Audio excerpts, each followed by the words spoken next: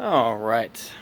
I'm going to do a brief review because I've been reading John Michael Greer a lot.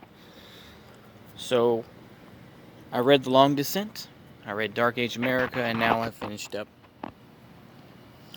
um, The King in Orange, which is his most recent book, at least as far as I know that's been published. Came out last year. And really, it's supposed to be about the Trump campaign, but it's not really that much about Trump.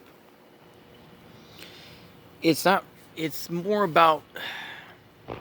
It's more of a link to the Long Descent and to Dark Age America in a lot of ways.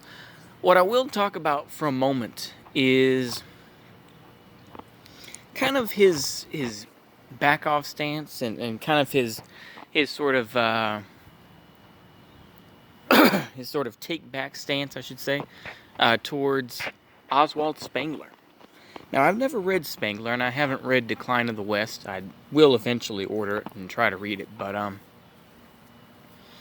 he talks a lot about it at the end. Talking about the I'm gonna say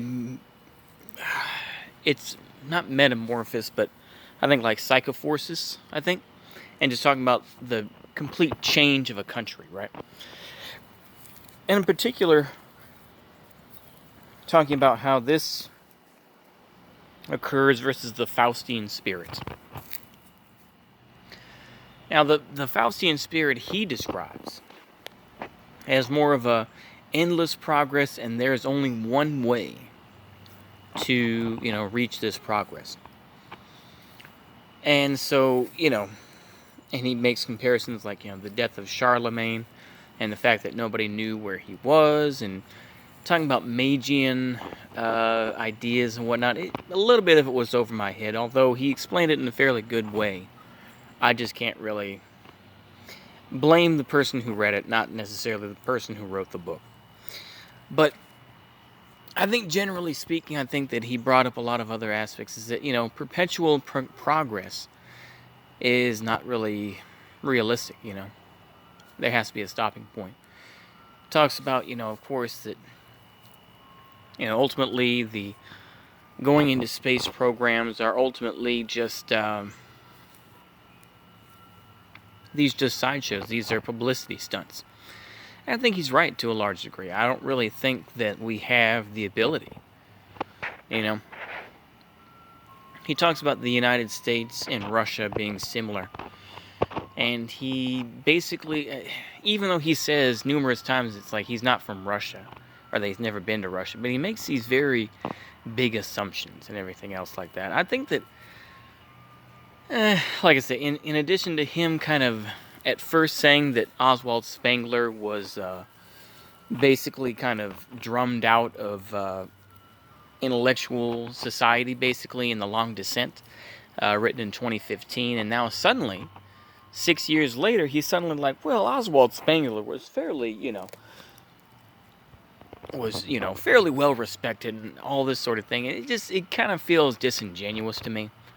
It's the same type of thing when he brings up comparisons of Russia and says like, basically, in the United States, Ohio will be, kind of like the center of the new metamorphosis. I know that's not what he describes it as, but, and he says that, in Russia it's going to be the Volga, and that, that's where the new metamorphosis is going to be for Russia and whatnot. It's just like, he gets somewhat too esoteric for me.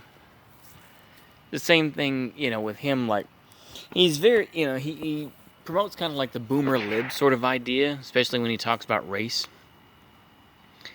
He gives a lot of mention to, various indigenous books and whatnot, talking about, like, I think, God is red, I think, talking like the red man. And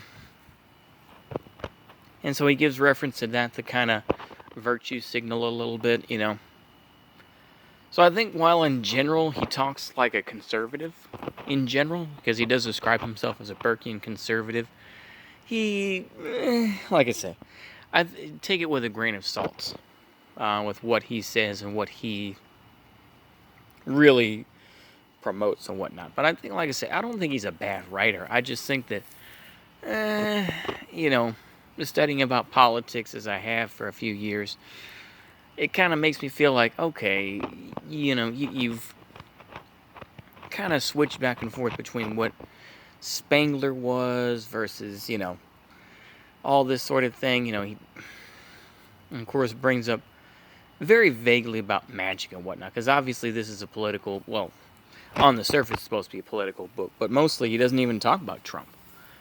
He talks, of course, about, you know, he talks more about magic and the ideas of, Keck and all that. He mentions 4chan in a very boomer way and whatnot.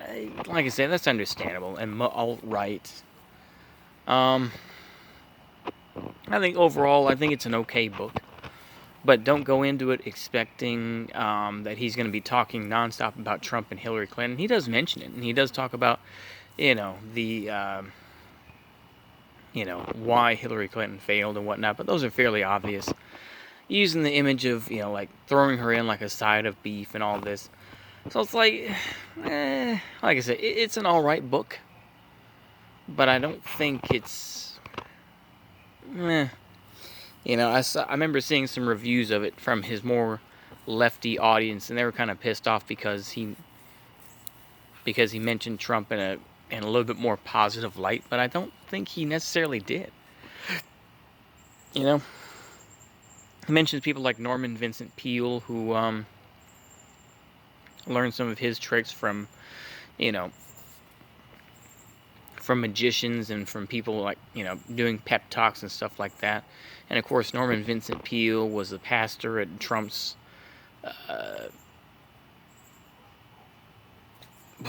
church. I'm sorry. Like I say, I just finished it last night. So, like I say, I don't think it's an awful book. And I think that if you want to try it, you can. But to me, it doesn't have the same impact necessarily as Long Descent or Dark Age America.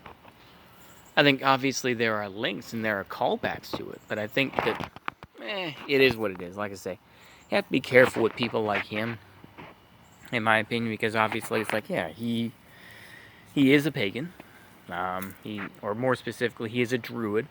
He's also a Freemason, so I'm kind of cautious of it, and it's just like, he does, sort of bend the knee a little bit to Christianity, but I feel like he just does it more in a lip service-y sort of way. But anyway, I think that's all I really have to say about it. Check out the book if you want, or just be like, hey, thank you for giving me an 8-minute video kind of briefly describing the book. Maybe not in the best way, but at least it'll save me some time. So if that's what you got from it, that's good enough for me. All right, see you later. Goodbye.